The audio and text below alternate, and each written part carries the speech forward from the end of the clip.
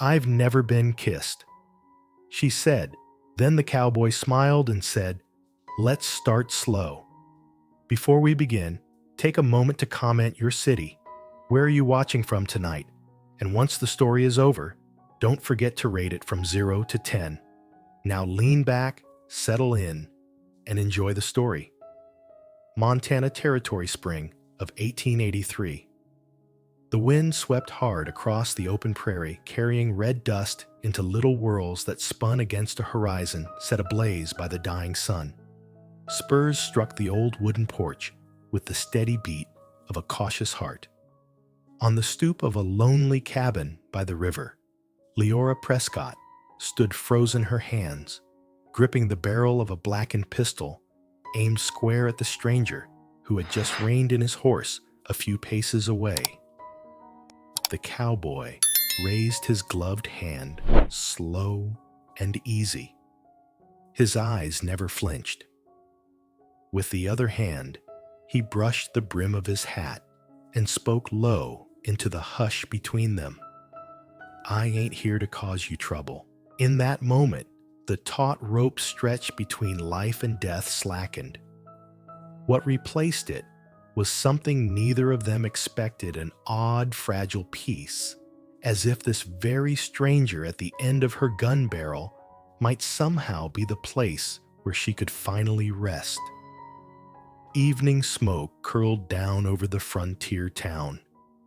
The railroad tracks ended in the middle of the desert, unfinished, rusting into silence. The saloon leaked lamplight through cracked shutters, the fiddle's song drifting out between bursts of rough laughter. Dust clung thick to the wooden sign that swung with each lonely gust, carrying with it the weight of every faded memory. Down the dirt street, hoofbeats slowed before a weathered cabin tucked against the edge of the prairie. The rider swung down boots heavy with road dust, hat brim shadowing a sunburned brow. And under that brim were eyes steady yet tired, like a man who'd been riding too long without finding a place to stop. His name was Juan Boone. 35. A drifter, once a war courier who lived more on silence than words.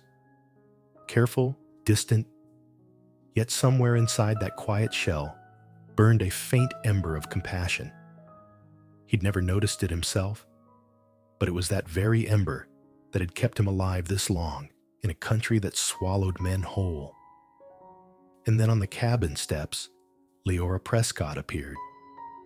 Her hands shook as she set down a steaming pot of rabbit stew between them. She didn't meet his gaze for long, but the way her fingers hovered, then let go, opened a door. Neither expected a small gesture of trust, fragile as a breath, yet enough to chase away the cold she'd carried through a year of solitude. The fire crackled. The scent of wild herbs drifted into the wind. And there, in the middle of a land that had known only dust and sorrow, a quiet moment of human grace flickered to life. Part 1. The first day. He stayed. The first dawn after Juan spent a night out by the horse shed came wrapped in a thin silver fog, curling low across the dry hills and clinging to the roof of the cabin. Leora was used to silence, the kind that belonged to the wind, the birds, and the lonely rhythm of her own heartbeat. But that morning, the silence was broken by a sound she hadn't heard in a long while, the solid thud of an axe biting into wood. Heavy, steady, certain. She opened the cabin door, a draft of cold air rushing past her, and there he was, the stranger. Hair loose at his neck shirt, dark with dust from the trail. Each swing of his axe fell clean, sure as if splitting logs had always been a part of him. Dry wood, cracked open sparks of morning light scattering in the mist. Leora froze. Since her father's passing, That pile of timber had stood like a mountain waiting for her aching back and weary arms to chip away at it. And here was this man, this cowboy, who owed her nothing, working without a word, as if he already belonged here. A strange feeling rose in her chest, part surprise, part unease. She wanted to call out, to ask him why, to tell him to stop, but the words caught in her throat. She realized how long it had been since anyone stayed, since anyone did something for her or for this piece of land. The fire in her stove had yet to be lit, but another fire, smaller, hidden deeper, had quietly sparked inside her heart. By noon, the prairie shone gold, the wind carrying the dry scent of grass and the lone cry of a hawk. Juan stood at the broken fence to the north. The posts rotted through, by winter leaned at odd angles, the wire slack, leaving gaps wide enough for stock to wander. Without asking, he set his shoulder against the wood, driving each post back upright. He strung wire-tightened knots, worked with the patience of a man who'd done this all his life. Sweat streaked his sun-darkened brow, dust clinging to his shirt, but he didn't stop. Leora stood back, a basket of eggs cradled in her arms. She hesitated, then set it down and walked closer. "You don't have to do that," she said softly. Juan didn't look up. "This place needs it." 4 words, nothing more. But they cut through her defenses like the point of a blade. She'd heard the townsfolk whisper, "A girl alone can't hold this land." She'd heard neighbors advise, "Sell it, go east, live with kin." And now, here was a drifter, a cowboy she hardly knew, planting fence posts into her ground like the place was worth saving. Her throat tightened. She turned away, eyes stinging, not sure if it was dust or the sight of a fence standing tall again after so many months of sagging low. By evening, the sun burned low, scattering dust like gold across the yard. Leora wrestled with her old mule, stubborn as ever, refusing to haul water from the well. She pulled at the reins until her hands burned, but the mule jerked back hard, nearly throwing her off her feet. From the shed, Juan stepped out, calm, unhurried. He came near, his eyes steady, and laid a rough hand against the animal's mane. He murmured something so soft she couldn't catch the words. And just like that, the mule stilled, snorting once, then obediently moving forward. Leora stood, wide-eyed. For a year she'd fought that mule without winning once. And now, she let out a laugh, light and surprised, the first in many months. Her cheeks flushed warm in the fading light. Juan only shrugged, dragging the water pail as if it were nothing. But as he passed her, their eyes met just for a moment, short, fleeting. Yet in that desert breeze, both of them knew something had shifted. Night came, black and wide stars scattered like salt across velvet sky. Inside the cabin, the fire flickered, the scent of rabbit stew lingering in the air. Leora sat at the table, fingers tracing the worn handle of a wooden spoon. Through the window, she saw him. Juan sat by a small fire near the shed, his shadow stretched long against the earth wall. Quiet, solitary, but not distant. He could have ridden off that morning like any other drifter passing through, but he hadn't. He split her wood, fixed her fence, led her mule, and none of it for money, none of it for gain, only for her and for this land. Her eyes blurred with sudden tears. She had grown used to hardness, to shouldering everything alone. And yet in one single day, his silent presence had cracked her walls just enough to let something through. She brushed at her cheeks, but the feeling lingered. For the first time in a long time, she wasn't entirely alone. The moon climbed high silver, spilling across the prairie. Juan lay on a thin blanket inside the shed, listening to the wind slip through the boards. His eyes stayed open, fixed on the beam of moonlight across the roof. And in his mind was the image of a young woman, eyes wary, but unbroken laughter, fragile, but real. He'd crossed many lands, watched war strip men of their souls. He knew he was nothing more than a wanderer living by horse and spur.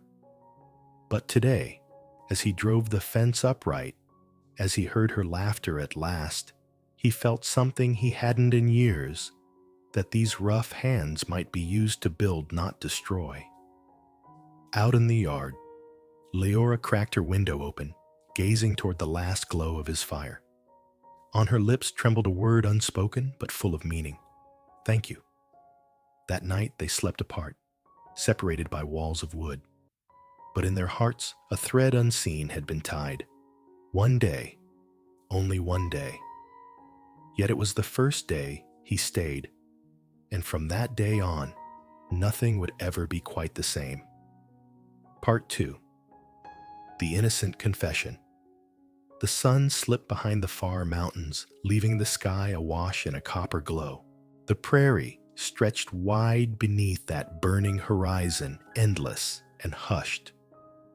The porch of the small cabin creaked with the wind, the old roof timbers groaning like they'd done 100 nights before. Leora sat on the step, her plain dress brushing the wooden boards, a chipped porcelain cup cupped in both hands. Juan sat lower, one step beneath her elbows on his knees. Dust still clung to his boots, and his wide-brimmed hat rested at his side, the quiet testimony of miles already behind him. The only sounds were the crickets in the grass and the steady breath of the horse in the shed. Neither spoke, yet both felt it. Tonight was different. The silence was no longer heavy. It had softened, become something gentle, expectant. Leora lifted her eyes and met his only for a fleeting second. His gaze held no demand, no intrusion, just a steady mirror that gave her back her own reflection. Her heart stumbled against her ribs as though standing at the edge of something vast, waiting to fall into what she had never known. That evening, the small cabin seemed less a shelter and more a box holding a secret one heartbeat away from breaking open. A breeze stirred, carrying the scent of dry grass and faint ash from the kitchen fire. Leora set her cup aside, fingers knotting nervously together. She drew in a breath, as if gathering all her courage at once. And then, soft as a sigh, her voice slipped into the twilight. I've never been kissed. The words fell into the stillness like a stone cast upon water, rippling outward in quiet rings. Juan turned to her slow and measured, no startle, no rush. Only the faintest widening of his dark eyes before they settled calm again. Leora's face dropped, heat burning in her cheeks. She had never dared speak such truth aloud. In town, she was the odd one, out the unmarried girl living alone at the edge of nowhere like a wrinkle in the neat fabric of the settlement. She had borne the weight of stares of whispers, never admitting aloud what was truest. Yet here beside this man on her porch, the secret tumbled free. Juan sat quiet, his rough hands turning the hat in his lap, before setting it aside, leaving his brow bare to the cooling night. He didn't cloak himself with words, nor shield behind pride. And in his silence, Leora did not see pity. What she saw was something else: respect. That simple respect swelled in her chest until her eyes blurred. He didn't reach for her, didn't press forward. He only leaned a little closer, his voice, low steady, each word laid down with patience. Let's start slow. So plain, so unhurried. Yet in that moment, time itself seemed to pause. Leora lifted her head, eyes shining with the last light of dusk. Her heart beat wild, but the fear was gone. In every memory she held, men had looked on her with curiosity or judgment or worse. But this man simply sat there, hat set aside, meeting her presence as if it were worth honoring. A long howl of a coyote drifted from the hills, and on that vast prairie, it seemed the world had narrowed to only two small figures, one weathered drifter, one unkissed girl, and the fragile mighty trust beginning to grow between them. Leora's lips trembled into a smile, shy, fragile. Yet it was the first smile in years that no shadow dimmed. Night deepened, the porch washed in silver light from the new moon. Juan rose, brushing dust from his trousers, ready to step toward the shed.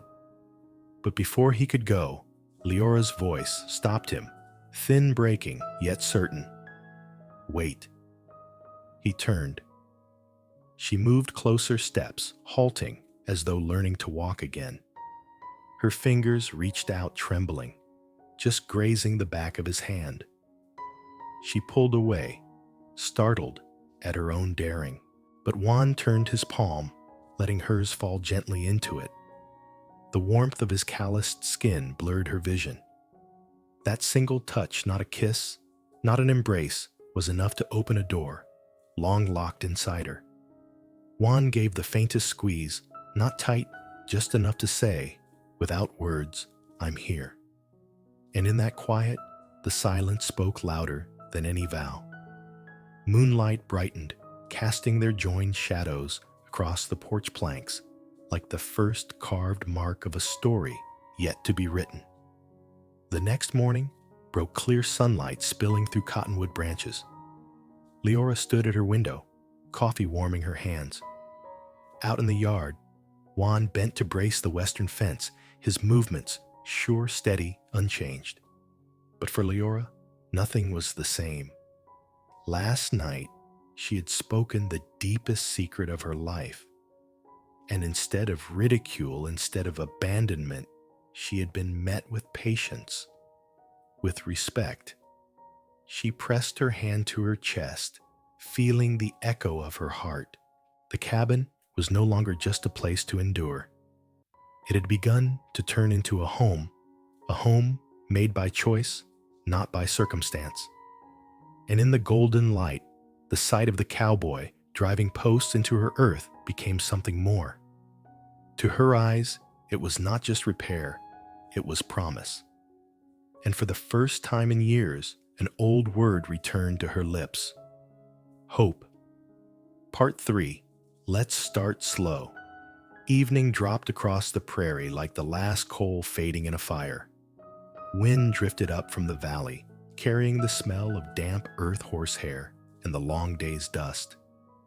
Leora sat on the porch, chipped porcelain cup cupped in her hands, her eyes fixed on the horizon, a red scar stretching across the sky.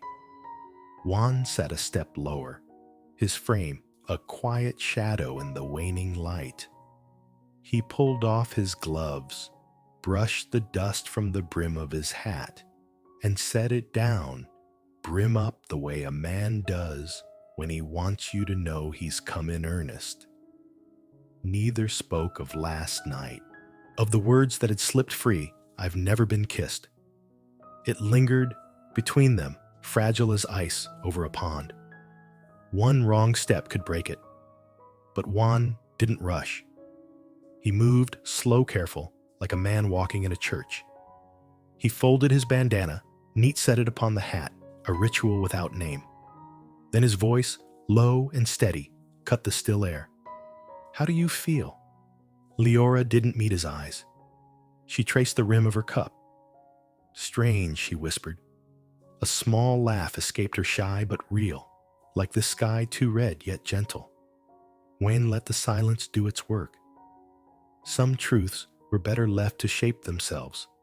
The horse stamped in the yard, cottonwood leaves whispered together like quiet prayers. At last, Leora said softly, "When you set your hat aside," I felt seen in a different way. Wind lifted his face, the last of the sunset touching his dark eyes. "I set it down out of respect," he said, "and because we'll take this slow." Leora nodded. "Let's start slow." 4 words light as a feather, but heavy enough to still the whole field around them. He reached for the pot by the door, spooned a bit of stew, blew on it, and set it back near her.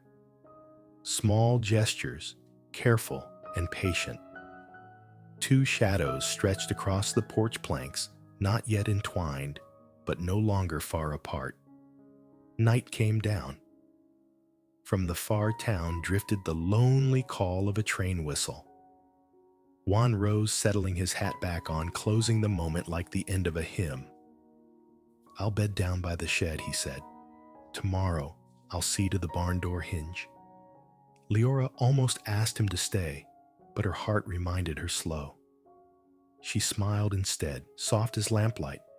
"Tomorrow," she answered, and for the first time, tomorrow felt like a promise. Morning arrived with dew on the wire fence, sunlight slicing gold across the floorboards. Juan was up before the rooster, tools in hand, working the stubborn hinge of the barn. Rust groaned like an old man complaining, but under his hands, the door began to move smooth again. Leora stood in the doorway, hairpinned loose bowl of cornmeal in her hands. She wasn't used to seeing anyone else claim those first quiet hours. Yet his presence didn't intrude. It settled the way water seeps into dry ground natural right. She set the bowl down on the step. For later, she said, Wayne only lifted a rusted nail, showed her the split grain. "This here's been weak a long time." She touched the crack in the wood brow, furrowing. She thought of her own hidden cracks, the ones no one could see. "How do you know how to mend so many things?" He shrugged. "A man keeps moving. He learns to fix what he can. If he don't, it breaks. And I don't aim for you to throw something away just because it creaks." Something tightened in her throat. "I don't want you to have to give anything up."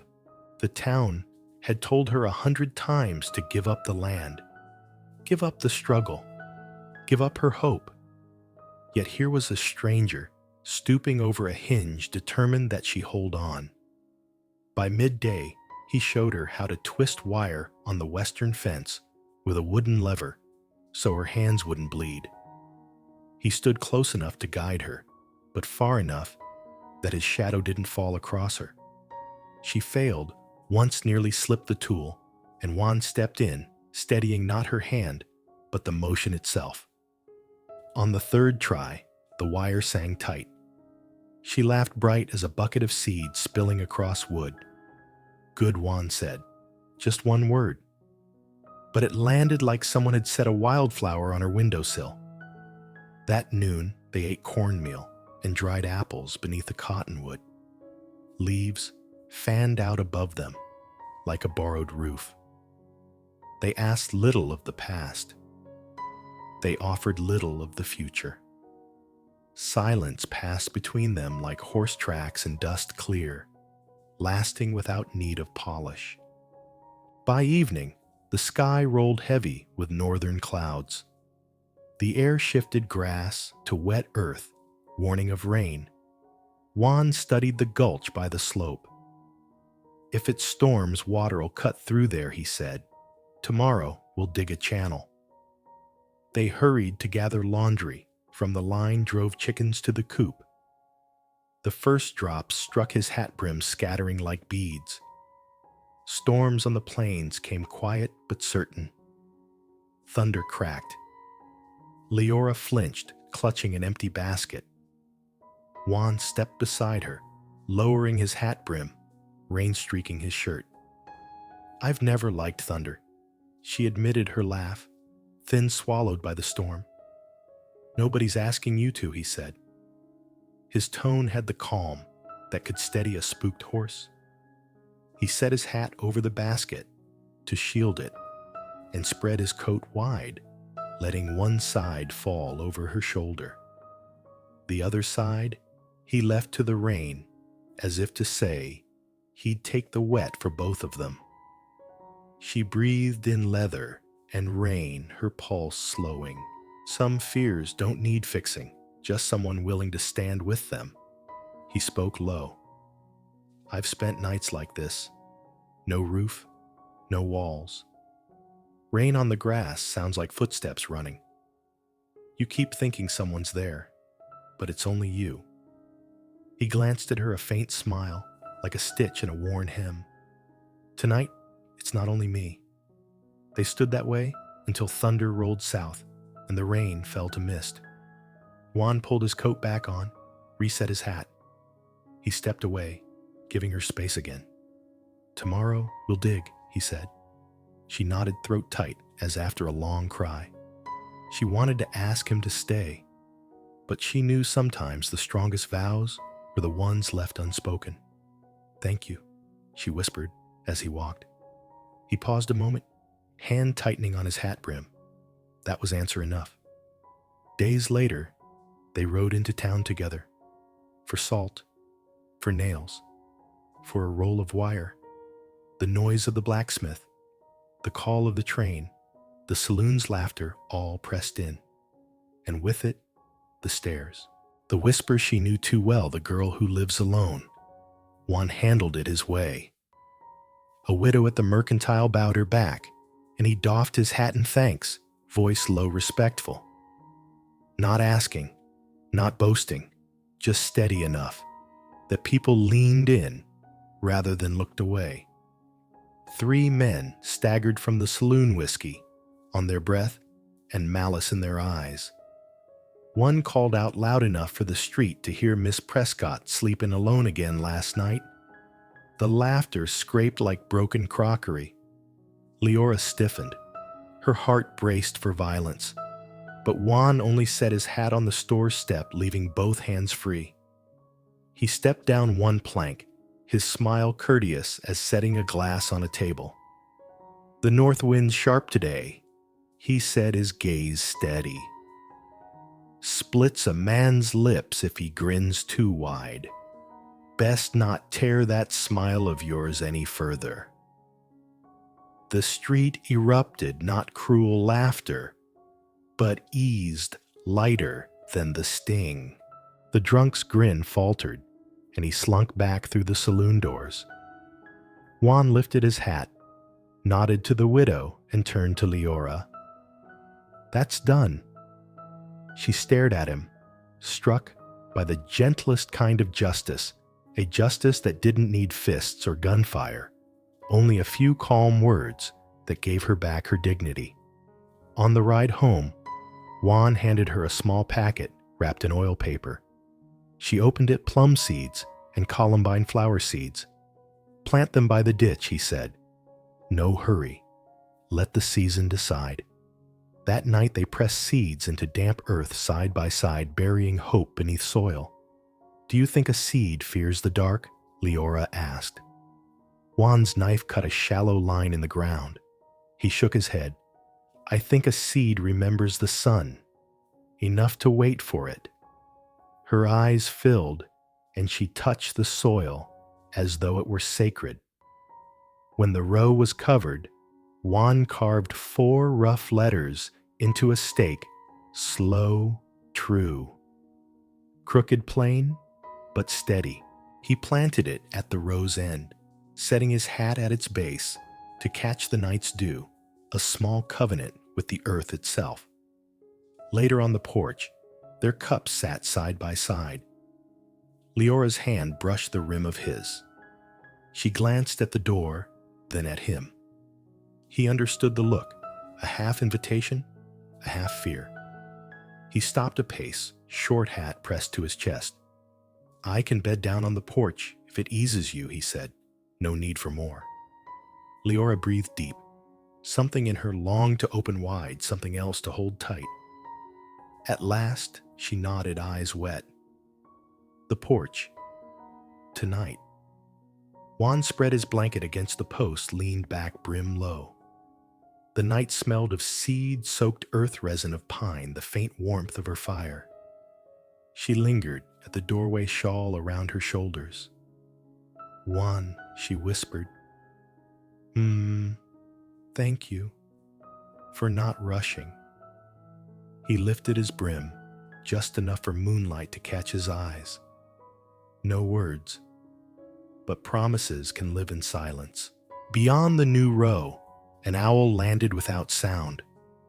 Beneath the earth, seeds listened to the rhythm of human footsteps, slow, steady, and began their hidden work of breaking open. Dawn found Juan still on the porch head, tilted beneath his hat, breath even. Leora laid a blanket over his shoulders, the fabric brushing his sun-browned jaw. He stirred, but didn't wake. And in that small act, she knew something deep and certain. The truest justice for a tender heart is to be met with patient hands. At the ditch's edge, the letters cut into the stakes still glistened with dew. Slow, true, standing like a quiet signpost of seasons yet to come. And somewhere in the soil, a columbine seed turned toward light it had not yet seen. Part 4. The Plum Orchard. Morning rose pale with mist, the air still clinging to the night's chill.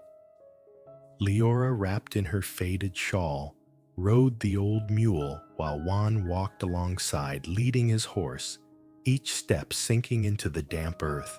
The trail west wound across a shallow creek, stones jutting up just enough to keep their boots dry. There's a plum orchard out that way, Leora said, her voice quiet as though speaking too loud might break the memory. When my father was alive, he brought me there each spring. I haven't gone back since he passed. Juan lifted his gaze steady and kind. He didn't press her, only nodded slow and sure, a way of saying her memory mattered. His horse snorted breath, puffing white in the cold morning air. The trail lay empty. Far off, the metallic beat of a morning train echoed, then faded, leaving only the hush of the plains. With each step, Leora's heart tightened, half eager, half afraid to touch what was gone. Yet beside her walked the cowboy, his pace unhurried, his presence anchoring her. Then, as the sun broke through the land, opened like a revelation, a grove, alive with white blossoms, plums in full bloom, their fragrance drifting sweet and cool on the wind. Leora reined in her hands, trembling on the worn leather. Tears filled her eyes before she could stop them. My father used to say, "Plum blossoms are the land's way of apologizing for winter." Juan removed his hat, bowed his head to the orchard. Then today, he set his voice, low and warm. "I reckon it's apologizing to you." They tied the animals beneath an old tree and stepped into the orchard on foot. White petals fell like quiet snow, soft against the dark earth. The air was rich with the mix of blossoms and damp soil. Leora settled against a trunk, pulling the shawl closer. Juan sat nearby, not too close, not too far, the light between them breaking into a shimmer through the branches. "Ever seen this before?" she asked. "Not like this," Juan said truthfully. "In Texas, plums don't bloom white, just cactus flowers red as blood gone too soon." Leora smiled faintly, lowering her gaze. "Maybe that's why you rode all the way here." He looked around, eyes softening. He plucked a small branch of blossoms, careful, as if it were something fragile and rare. Without a word, he placed it in her hand. She pressed it to her cheek, closing her eyes, letting the sweetness cradle her like her father's hand once had. In that silence, something tender took root, trust without proof, comfort without promise, only the quiet knowing of two souls breathing under the same white canopy. Leora traced the petals with her fingertips. My father told me stories of my mother, but I can't remember her face. When he died, it felt like the whole world turned away. Juan stared at his rough hands, scarred from rains, and guns now turning only a twig between them. I lost kin too, he said softly. My little brother. War left nothing but a name carved in pine. Leora lifted her eyes. In Juan's gaze, she saw not just a drifter, but a younger man, broken once by grief. Her fingers tightened around the blossoms. And you're not angry? Angry, sure, Juan said, looking far off. But anger never brings the soul back. So I kept writing, kept on till I found a place. Like this. His eyes swept the orchard, then returned to her. Her throat ached. For the first time, loss didn't feel like a wall between them. It felt like a bridge. Petals drifted down, clinging to Juan's shoulder, catching in her dark hair. Leora raised a hand to brush them away, then paused her fingertips, grazing a strand instead. For a breath, the world held still. Juan only smiled, slight patient. If you're ready to leave, he murmured, I'll fetch the horses. She shook her head, voice hushed. No, I want to stay.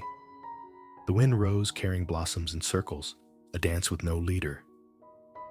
And in that moment, Leora felt herself no longer the forgotten girl at the edge of town, but part of spring's great renewal. Beside her sat a witness proof she was still here, still worth being seen. She didn't say it, but her heart spoke. And Juan, with the patience of a man who had walked through too many empty nights, heard it clear. By late afternoon, the sun spilled gold across the orchard, turning the world into a sea of light. They rose, brushing petals from their shoulders, and led the horses home. The creek mirrored the sky, pure and glowing. Leora clutched the blossoms he'd given her. Her voice came soft, like a promise spoken only to herself. Tomorrow the flowers may fall, but today, I want to remember. Juan nodded. Tomorrow might be bare, but today is full. He left it at that. When the cabin came into view, Leora felt as though she had stepped back through an unseen door. Something had shifted inside her. The grief was still there, but it no longer ruled. In its place, a quiet peace had begun to root. That night, she set the plum blossoms on the windowsill, where the moonlight could touch them. And for the first time in years, she slept without waking from loneliness. On the porch, Juan leaned back, hat brim low, listening to the night winds drift from the orchard. He knew the seeds they had planted were not only in soil, they had been planted in hearts, and that was a crop worth waiting for. Part 5. The First Dance. The sun sank slow into the western rim, the sky burning red like the last coals of a fire. Leora rode side saddle on her old mule, her cotton dress pale blue carefully mended that very morning, fluttering with each hoofbeat. It was the only fine dress she had left from her father's days, threadbare but pressed clean. Her heart drummed hard, her hands trembled as she fastened a thin shawl at her shoulders. Juan rode beside her steady in the saddle. He had traded his trail-worn shirt for a clean gray one, sleeves rolled neat. From across the valley, the faint strains of a fiddle carried quick and bright, cheerful, almost strange out here in the wide silence. The road into town felt different tonight. It wasn't only the place for salt nails or wire. For Leora, it was where she would walk, beneath the stairs, she had dreaded all her life. Stares sharp enough to cut whispers she had borne in silence. "We can turn back if you'd rather." Juan said voice, even eyes forward. Leora's grip tightened on the reins, then eased. She drew a long breath. "No," she said softly. "I want to go." For the first time, she chose to step forward instead of retreat. The little schoolhouse, chalk-dusted by day, had been cleared into a hall. Benches shoved aside, the floor scrubbed clean. Colored paper lanterns swayed from the rafters, casting a gentle glow. The air smelled of cornbread sweat and whiskey, the very soul of the frontier gathered in one place. When Juan and Leora stepped inside, heads turned. A few smiled, some nodded. But none cast the cutting look she had always braced for. Not tonight. Not with the tall cowboy at her side hat in hand, his palm resting lightly against her back, as if to say, "She belongs here." The fiddle struck up, joined by boots, pounding time. Dresses spun heels, clattered laughter filled the rafters. Leora froze at the edge of the floor, palms damp. "You don't have to dance," Juan told her eyes on the whirl of couples. "Only if you want to." She looked up, caught his gaze gentle but steady as stone. Her throat tightened. She nodded once, whispering, "I want to." Juan smiled, then slow, the kind of smile that reached the lines around his eyes. He held out his hand, palm open, no demand in it, just invitation. Leora laid her trembling fingers into his small and unsure, but she did not pull away. They stepped onto the floor. While others spun quick and loud, Juan led her in smaller steps, sure and patient. One hand held hers, the other rested light at her back, never pushing, never pulling, only steadying. The fiddle played fast, but their pace stayed slow, as if the music was meant only for them. A few glanced their way, then looked elsewhere, for in the quiet grace of their movement, it was plain this dance belonged to no one else. Leora's hair slipped loose across her brow. "Are you always this careful?" she asked, her voice barely heard above the music, her pulse racing. "With the things that matter," Juan answered, eyes steady on hers. She stumbled once, stepping onto his boot. Her breath caught apology rising, but Juan only gave a thin smile and shook his head. "Just keep going," he murmured. And they did, as though no misstep had ever happened. Something loosened inside her then. Her heart, long caged by fear, fell free, like a leaf finally landing where it belonged. She was dancing out in the open among her neighbors with a hand holding hers.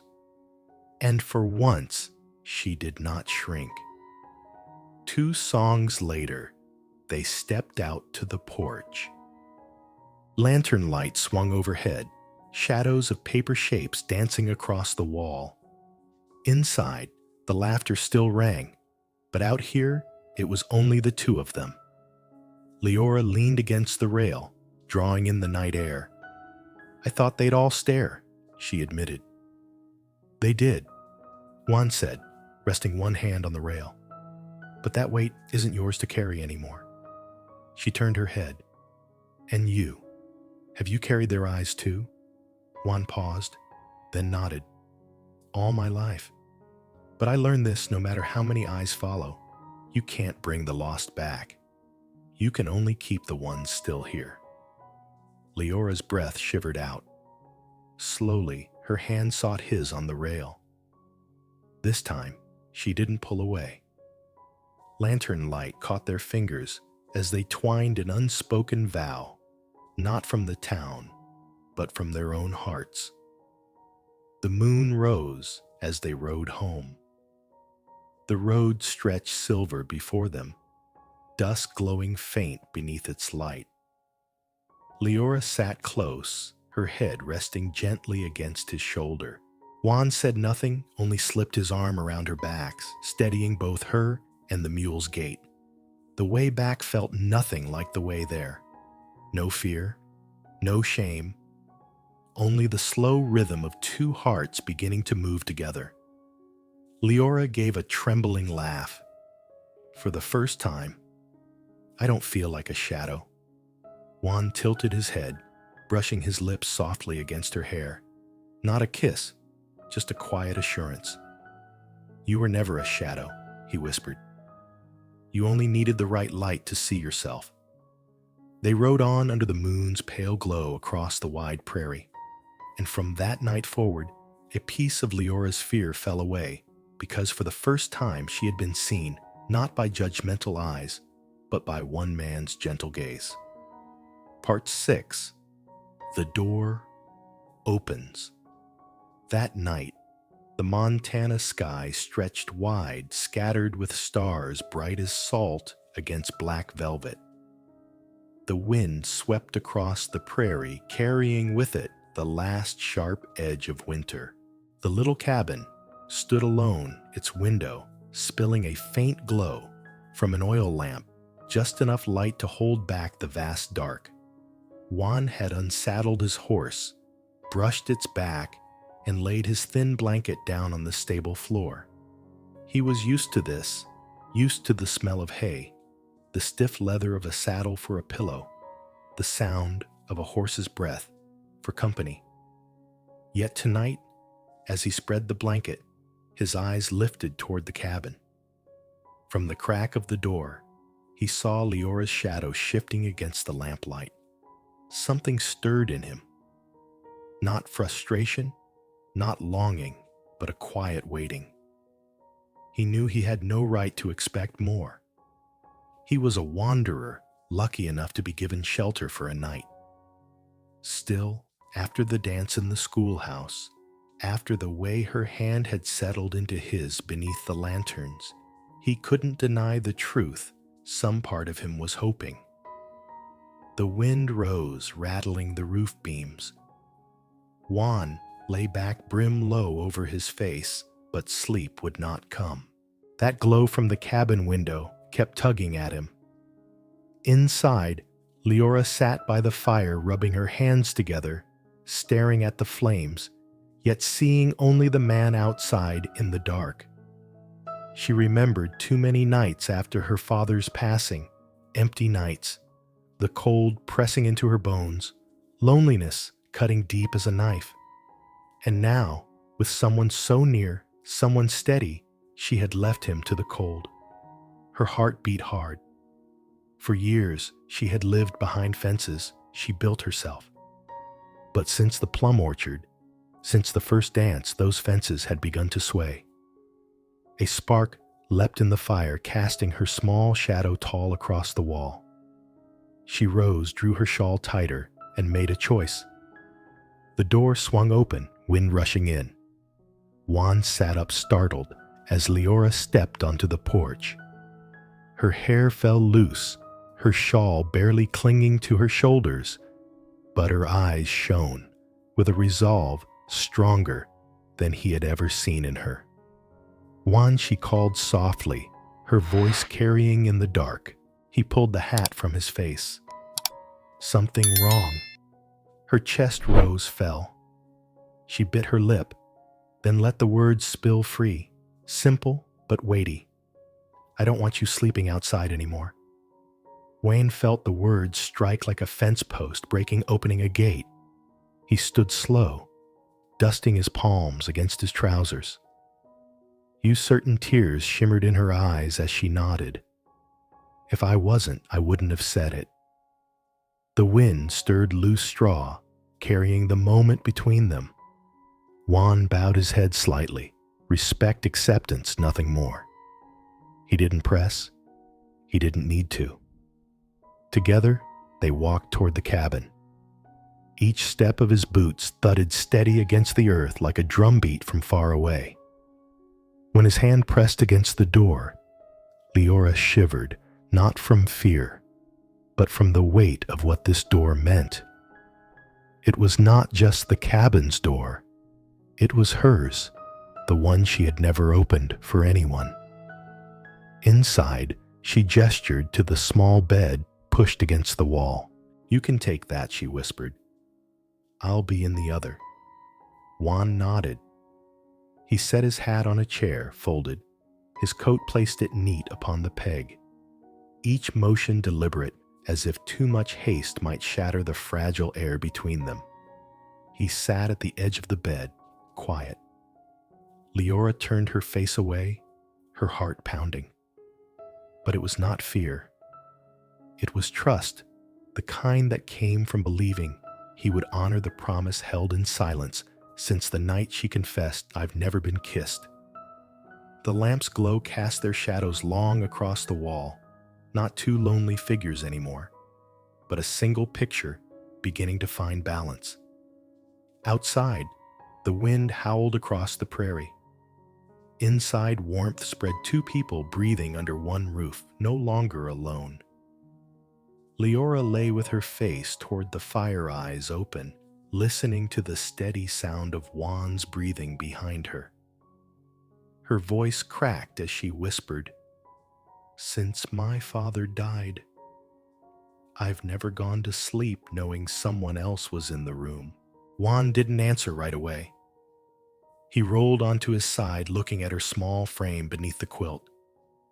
Then, in the gentlest tone he'd ever spoken, he said, "Now you do."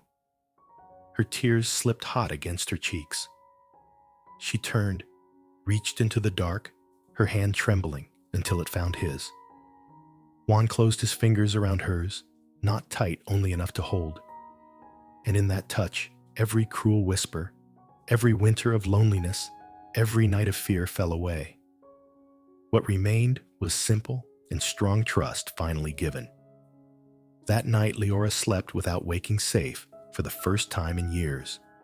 And Juan, who had spent a lifetime drifting with no roof that ever felt his own, knew at last he had found a place worth staying.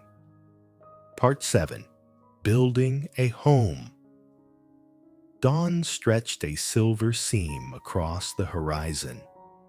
Dew scattered on the prairie grass like grains of salt. Leora was already at the stove, setting the coffee pot over the fire. Outside, Juan slung a shovel over his shoulder and walked toward the slope beyond the barn. The spring earth was soft beneath his boots, the smell of damp soil rising with the scent of leather and horse sweat. They worked without many words. The scrape of shovel into earth became its own steady rhythm. Juan stretched a line of twine from the barn to the end of the garden row, marking a straight path. With his boot, he scored the ground. "When the rains come, the water'll pool here," he said. "Best to turn it, let it feed the soil instead of washing it away." Leora followed, basket of seeds in her hands.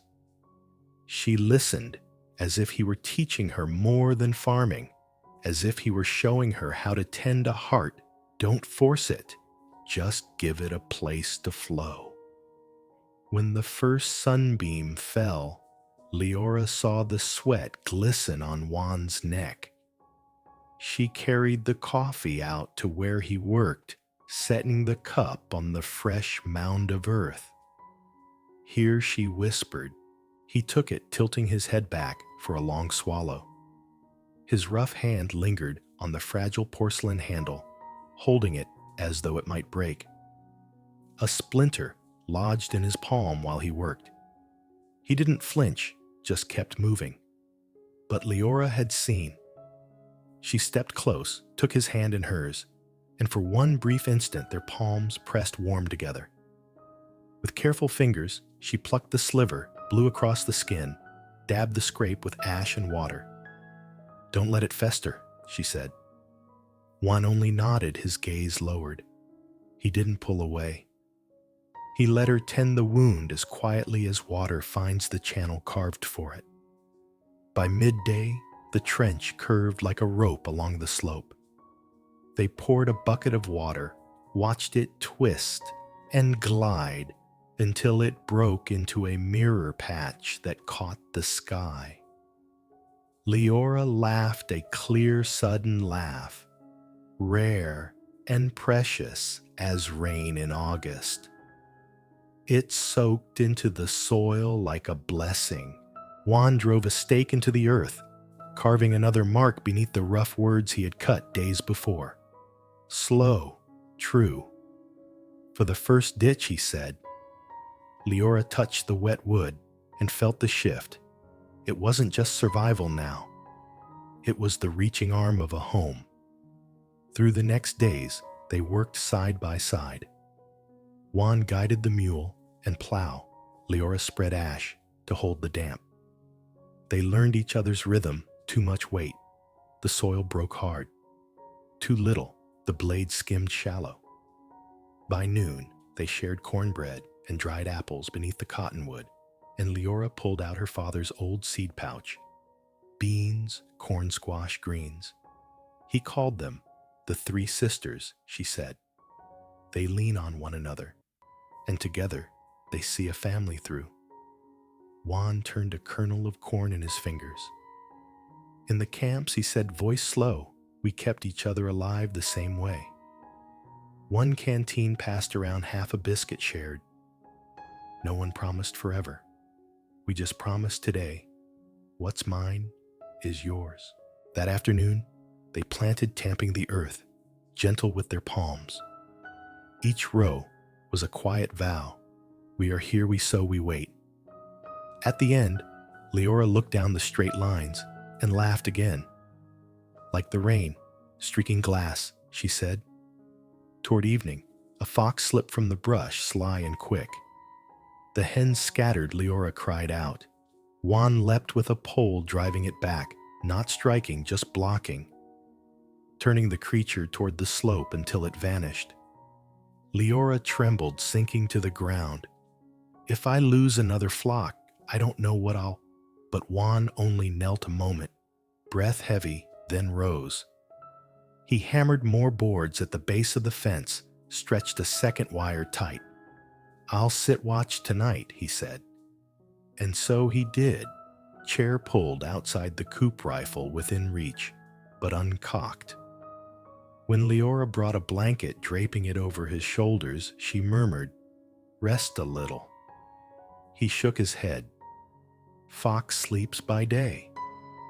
Near midnight, the brush stirred. Juan's hand fell to the rifle, but he waited.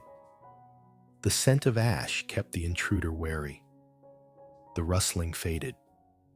Juan leaned back, watching the sky torn open with stars, and in his stillness made the deepest promise of his life, not with words, but with a long night of keeping watch. At dawn, Leora opened the door. The fire in the stove had burned down to coals. Juan sat slumped in the chair, chin bent to his chest, dozing. She didn't wake him, only pulled the blanket higher, touched his brow, once gentle as a prayer. Inside the coop, the chicks peeped bright and alive. A night had been held safe without audience or applause. Summer rains came, sudden clouds pressing heavy from the west. The ditch they'd carved held firm water, bending smooth into the garden instead of tearing it away. They stood under the eaves, watching the current slip, where they had guided it, the way a once wild horse sometimes yields to a light rein. The days filled with small labors. They built a bean trellis, tied knots neat and measured. Too tight, the stalks will choke. Too loose, the wind'll snap them, Juan said. Like talking, Leora mused. Best to leave room for silence. They smoked fish, the juniper wood sweet on the breeze. Leora's voice broke the stillness once. If the day comes you leave, would you tell me? Juan set down his knife eyes on the young corn sprouting in rows. I don't speak of far-off days, he said. I dig deep instead. If I go, I'll leave what can stand without me. If I stay... He paused, gaze returning to hers. Then tomorrow will speak louder than any promise. By evening, his hands still pushed the shovel, through clouds massed dark in the north. Leora touched the handle, stopping him. Enough for today, she said. The earth is wet, and you're spent. Juan stood, sweat streaking his temple. Habit told him to fight the storm, but her hand, scarred and small, rested there, and her word, enough, cut through his stubbornness like a clear whistle to a restless horse. He nodded. Enough. On the porch, water dripped steady from the eaves into the bucket below. Leora stitched scraps of his old shirts into a quilt, the needle flashing in rhythm. Gray, brown, pale blue, straw yellow, the colors of their days sewn into one. This will keep us warm come winter, she said. Juan watched the careful stitches, thought of furrows plowed straight, of vines tied just right, of smoke curling with her herbs, all lines binding into one. For the first time he understood his life was not to be measured by vows shouted loud, but by the quiet threads repeated morning, noon, night. By the month's end, the garden had taken hold, corn up to a child's shoulder beans, curling into green letters, squash, spreading broad as sleeping dogs. Eggs filled the basket, and Juan stacked planks in the cellar, laying shelves for the fall. Here, he said, tapping one. For onions. Here for squash. This side for cider once it's brewed. That night they sat on the porch, each with a cup of young cider. It bit sharp, but sweetness lingered. Leora chewed her bread slow, murmuring, "If the harvest holds, will be enough for winter." The word we trembled, but the wind did not take it. Juan rose knife in hand and carved a shallow notch into the doorframe beneath the rough words, "Slow, true." Today, he said, marks the day we'll have enough to last the winter. Tomorrow, if something else is worth carving, I will. Leora stepped close, touched the fresh mark. And what would be worth another line? He thought long. A chick hatched, a trench that holds, you laughing at morning. His voice softened. And one day, if you ask me to stay longer still. She opened her hand, showing the day's eggs warm in her palm. I used to think happiness struck like lightning, she whispered. But now I see it's more like these, fragile, hidden, needing care, day by day. Later supper's steam rose, spoons clinked the pot. They ate slow, passing the better bite without fuss. When the meal was cleared, she shook out the cloth, and he banked the fire for the night. A train's whistle cried faint on the horizon, a reminder the world still hurried on. But here this house had earned the right to go slow. Before she dimmed the lamp, Leora paused at the doorframe fingertips on the new notch. She turned to Juan, eyes catching the glow. No vow was spoken. She blew out the flame, letting darkness wrap the room gentle. And in that darkness lived the breath of two people, the scent of sun-dried cloth, the tang of young cider, the warmth of a quilt half made. Small things joined together, forming what at last could be called a home. Out in the garden, the water still whispered in its channel. On the trellis, a young bean found the cord and curled fast. Beneath the soil, seeds split and pushed upward unseen.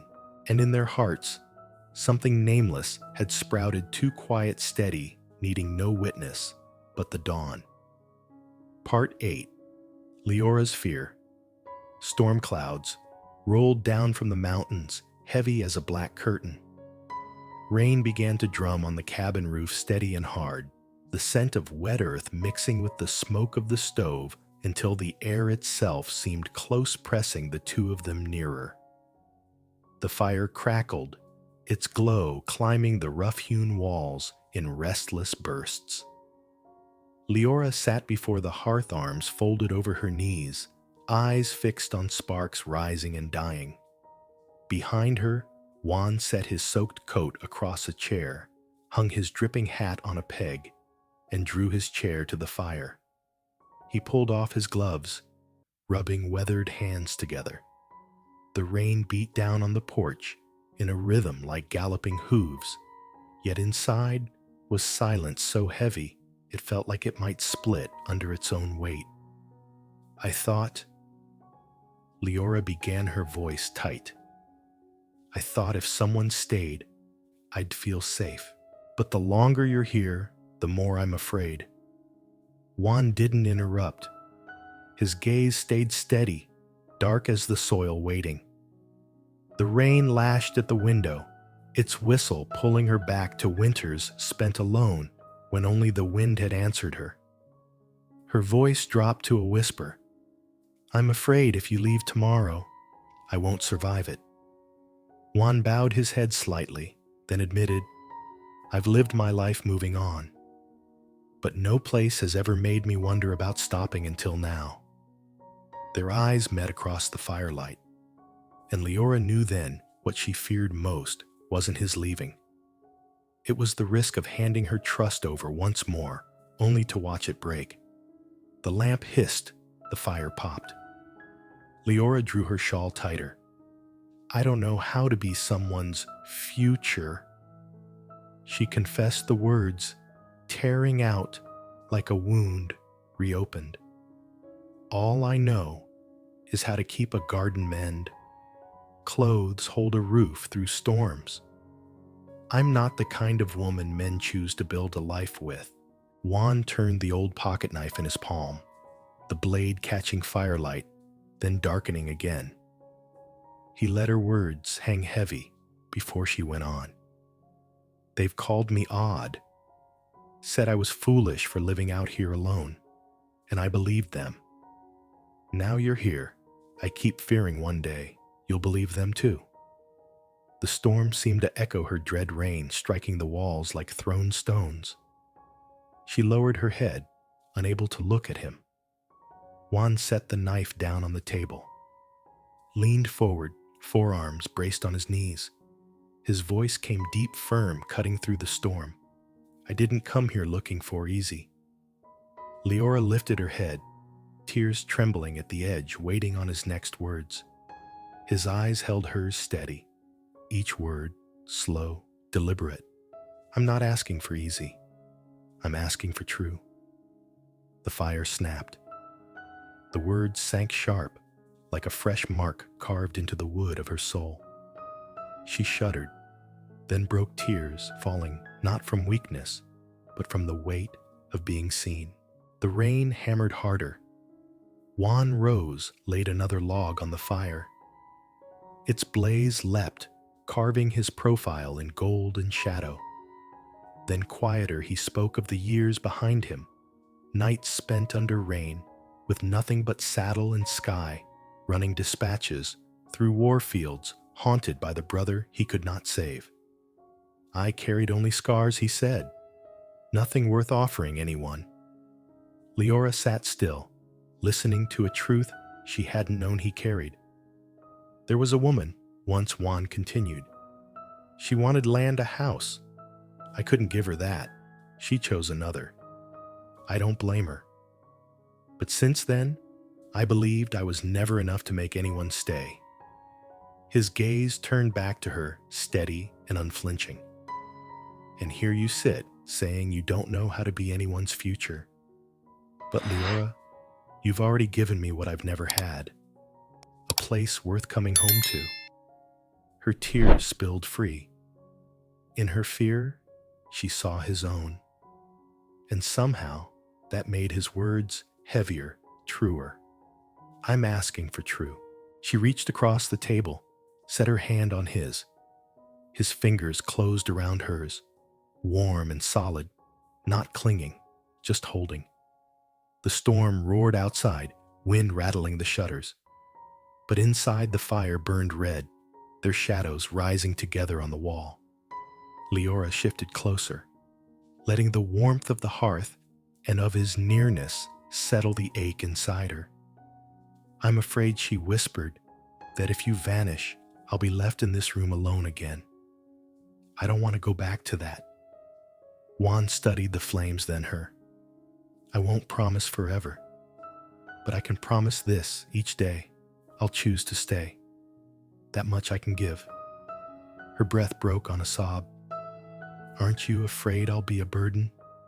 He smiled, faintly weary, but tender. You're the only work I don't want to walk away from. Ditches, fences, wood. They're easier than sitting here watching you cry. But if it's real, I'll take the hard with it. Something inside her gave way, not into breaking, but into bending supple and strong as wet willow. The storm eased. The fire sank to embers, and in that hush, Leora let her head fall against his shoulder, her breath evening out at last. Juan stayed still, his hand covering hers where it rested on his knee. He didn't speak. Promises of always. He knew words like that shattered easy as porcelain. But by sitting steady, shoulder firm beneath her head, he told her the one thing that mattered.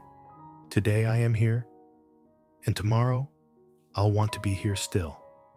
Half dreaming, Leora murmured, if I've learned to trust again, it's because you've gone slow. Wen lowered his brow to her damp hair, whispering, slow, but true. The embers glowed. The rain softened to a hush, and in the hearts of two weary souls, something lasting had begun to take root. Not bright, not loud, but enough to keep them warm through the coming winter. And in Leora's heart, the words that had opened her stayed clear as fire-carved letters. I'm not asking for easy. I'm asking for true. Part 9. Harvest in Silence. Morning broke over the river like a thin strip of silver. Mist lifted cold and clean, swirling low around Juan's boots, dusted from yesterday's trail. He gripped one end of the net, the other tucked against Leora's chest, her wool sweater still carrying the faint smoke of last night's fire. The leather creak of the tethered horses drifted from the bank, then fell quiet. Only the river spoke, water brushing over stones, birds calling bright in the reeds. They said nothing. Wayne's hand lifted in signal, palm down, slow and steady. Take it easy. Leora nodded, wading in until her skirt brushed the current at her ankles. The net slipped into the shallows like a living thing, its lead line drawing a circle in the water. Juan moved to the far side, shoulders half submerged, bracing the stake deep into gravel, eyes fixed on the current. When the first light struck, Leora saw his shadow stretched across the water, long, solid, steady. And she remembered the storm nights in the cabin, her fear-given voice, his answer etched into her heart. Now his silence was no wall. It was cover. A wide-brimmed hat tilted against the wind. He jerked his chin once. Together they hauled. The net grew heavy, lead line rattling, silver shapes thrashing. Spray struck Leora's face, cold, sharp, sweet. She stumbled half a step, and Juan shifted shoulder, catching the weight without touching her. They dragged the net onto sandfish flaring like shards of broken glass. Leora laughed out loud, the sound startled and bright. Her fingers shook as they clutched the rope. Juan gave no praise, no well done. Only one calloused fingertip pressed the place where her hand gripped, steadying it. Leora understood. I see you. She nodded back. It was the language they had been learning all along, spoken not in words, but in hands, in breath, in the rhythm of shared work. They kept the large fish for the barrel, set the small ones free. The river wrapped their wrists in cold rings. From the far bank, a young deer lifted its head, ears twitching. Leora raised a finger to her lips. Wan bit back a grin, lips pressed shut. A moment later, the deer melted into willows. By the second pull, the net was lighter, but enough. Wan bound the rope, Leora carried the bucket. They walked back across the wet grass, 2 sets of footprints, pressed side by side, never crossing but moving one way. Beneath the cottonwood, they stretched the net to dry. Leora bent to check its weave, finding a hole big as 2 fingers. Wan handed her flax thread and a bent needle. His voice low-clove hitch. He tied once, twice, pulling easy leaving room for the mesh to breathe. Then he let silence carry the rest. She tried. The first knot warped. The second slipped loose. Her lips tightened. Wan laid one finger lightly against the strand, anchoring without taking over. She exhaled, tied again. This time the knot held modest, sturdy. Wind teased her hair loose. Wan noticed the sunburn at her hairline, but said nothing. Instead, he shifted back, letting his shadow stretch across the net, shielding her skin. They worked on. She whispered how her father had mended nets with hemp, saying too tight, and it breaks too loose, and the catch escapes. So goes a life. Wan smiled faintly. He was right. From his pocket, he pulled a scrap of cord, tied a knot used in the war, then untied it. We tied knots too sometimes to find our way back, sometimes to keep hold of a man beside us. He handed the needle back. The story ended where it should, without a sigh. The sun climbed. Leora let sap stick to her fingertips, laughing at its stubbornness. Wan's laugh followed low brief, like a stone tumbling through a riverbed. They shared the sound, then bent back to work. When the last stitch was tied, Wan carved S Shati into the handle of a stake slow true. Leora didn't need to ask. She only murmured, "Enough for today." He nodded. Together, they looked at the net as if it were a quilt, knowing it would stand against windwater and silence in the days to come. By noon, they had a smoke rack raised by the river. Wan split poles. Leora threaded fish. Juniper smoke rose, sweet and sharp, licking red over stones.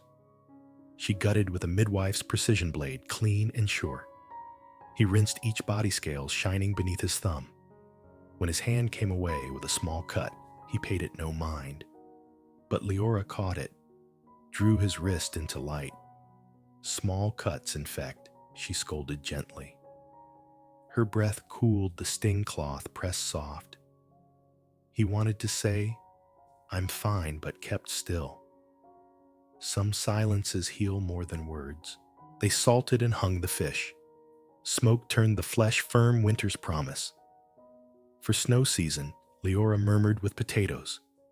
Wan's tired smile answered eyes calm. He adjusted the fire, more juniper. She fed the branch in. Smoke shifted blue-green. By late day, they stacked stones into a small dam guiding the current.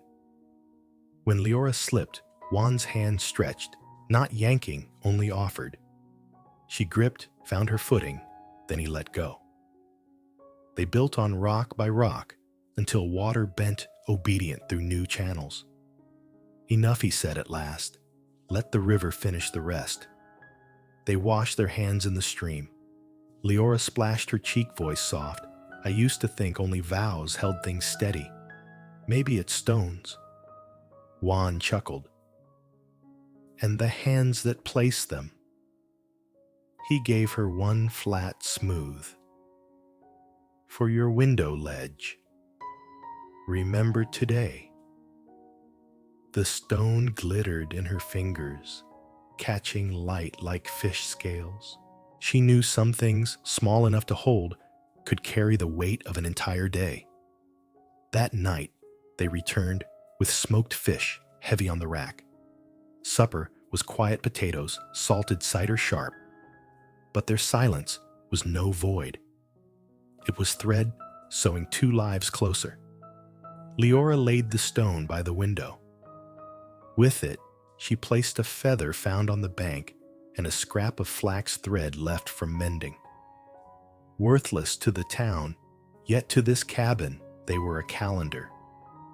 Juan carved another notch beneath the old marks on the doorframe, beneath slow, true, and winter enough. He cut one word, water. No explanation. Leora needed none. Today, water had become their covenant guiding holding, teaching them how to flow slow. Later on the porch, she leaned against him. Tomorrow, she whispered back to the river. His chin brushed her hair. If the water wills. They smiled. The lanterns swayed, throwing their shadows into one soft shape. Somewhere far off, a train wailed its lonely cry. But here, their world had shrunk small enough to be held in two hands. Before sleep, she slid the stone beneath her pillow. Listened. Was it the river she heard? Or her own heart? She thought of ditches, beans, curling smoke rising. Love here did not stand on a porch to swear. It stacked stones, cast nets, salted fish, and closed each day in silence shared. Beyond the walls, the young dam met the current, learning its strength. Within two worn souls, slipped into sleep, steady, clean, certain. Tomorrow they would rise before the mist burned off, take the nets again, and laugh softly at the catch. No vow spoken, but every mark carved, every stone laid, already spoke for them. Part 10. The child is born. The prairie gleamed golden in the autumn light. Cornfields had been gathered stalks piled high, the wind rattling through them like dry paper. A small wooden cabin rested quietly under a cottonwood whose leaves had already turned their whispering fall across the porch, sounding like the earth itself speaking. Leora sat by the window, arms wrapped gently around her round belly. The heavy months had passed in silence, with only the heartbeat of the child inside her, reminding her that a new season was about to begin. The fears that once haunted her, fear of loss, fear of being left behind, had transformed into worry for a life she had yet to see. Yet each time Juan returned from the fields, his solid steps echoing across the wooden floor, she knew she was no longer alone. From dawn onward, Juan tended to the chores, checking fences, pitching hay, for the horses, stacking wood, high on the porch for winter. But his eyes had changed. They followed Leora, constantly lingering when she moved slowly about the kitchen, as if every breath she took had become something sacred. One evening, as sunlight poured red through the window, Leora whispered, "Juan, are you afraid?" He looked at her, his hand resting on the haft of a carving knife. "Afraid, yes," he answered, voice low. "But for the first time I want to face it, because at the end of this fear lies something worth more than my own life." In that crimson air, Leora held his hand tight. Autumn was no longer just the season of falling leaves. It was the season they waited for a new life with trembling and hope. Juan chose a straight pine log, dry and fragrant with sap. He set it under the tree, stripped off his shirt, and brought the axe down in steady strokes. The resin scent filled the air as shavings fell. He wasn't a carpenter, but those hands, once used to reins and shovels, now learned to shape a cradle for a child. The wood bent into soft curves, the legs stood firm. Into its side, he carved the letters S.T., the quiet mark he'd scratched onto every turning point in his life. From the porch, Leora watched, sewing a baby cap from scraps of worn cloth. Her stitches were, even though her eyes blurred with tears, not just from the sunlight, but from the weight of all they had overcome. Each stitch, each carved mark, was proof they had walked far from the loneliness of their beginnings. Juan placed his hand on the cradle, sweat dripping from his brow. "I've never built anything for the future," he murmured as Leora stepped beside him. "This is the first time." She touched the carved letters. "The truth is, we started the day you stayed. Today we just give it a name." Together, they stood in the rustling wind, beside the cradle still rich with the smell of sap. No words were needed, only woodcloth, and two hearts that knew from here on fear would be laid to rest in this cradle, making room for life. Autumn, deepened winds cut sharper. One night, black clouds closed in rain hammered the roof. Leora clutched her belly, breath-ragged pain striking in waves like surf against stone. Juan rushed through the cabin, stoking fire, boiling water, laying out clean blankets. He had never fought a battle like this. No enemy, no gunfire, only the broken gasps of the woman he loved. It tore his heart apart. "Juan!" She called, her forehead drenched in sweat. He rushed to her side, clutching her hand. "I'm here. Look at me." Fear blazed in her eyes. "If I don't make it." Juan squeezed hard, silencing her. "Don't say it. I've lost too many already. I won't lose you. You're staying. With me." Outside, the wind roared. Rain hammered the walls, as if to break the cabin down. But inside, the fire glowed. And Juan whispered, with each of her breaths, steady and low, "Breathe. Then breathe again. I'm here." Through the storm of pain, Leora clung to him, letting his voice guide her through the dark. And then the cry of a newborn rose into the storm, fragile yet fierce, like a gunshot announcing dawn. Juan broke into tears, pressing his forehead to hers. "You did it. We did it." By morning, the rain was gone. Pale sunlight streamed through the window, falling across the new pine cradle by the fire. In Leora's arms, the baby slept soundly, cheeks red as apple's breath, as light as wind through leaves. Leora gazed down, tears in her eyes. All the pain, all the lonely nights melted into this fragile warmth. She whispered, "From now on, I'm not afraid anymore." Juan sat close, his rough hand trembling as it brushed the child's cheek. No words came, only the vow etched deep in his chest. The drifter, who once slept in barns, now sat beside a cradle. And he knew this was the home he had been searching for all his life. Leora placed the tiny cloth cap she had sewn upon the baby's head. It hung loose, but it was endearing. She laughed through her tears. "He'll grow fast." Juan's reply was soft like wind across the grass. "So will we." The fire crackled. Smoke rose to meet the morning light, wrapping 3 lives together. No longer a lonely cabin, but the shelter of a family. Days passed, autumn drifting slow. Juan carried the child, humming low as he let him hear the rhythm of hoofbeats. Leora stitched more little clothes from scraps, her smile gentle in the porch light. Each evening, the smoke curling into the sky told the prairie that a family now lived here. One afternoon, while the child slept in the cradle, Leora leaned against Juan's shoulder. Her voice was quiet. "I used to wonder whose future I could ever belong to.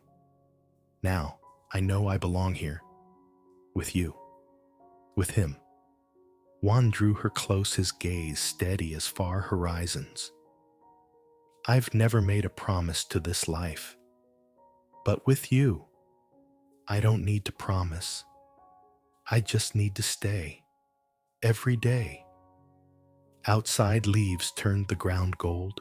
Inside the cry of their child rose not as a burden, but as the music of a beginning.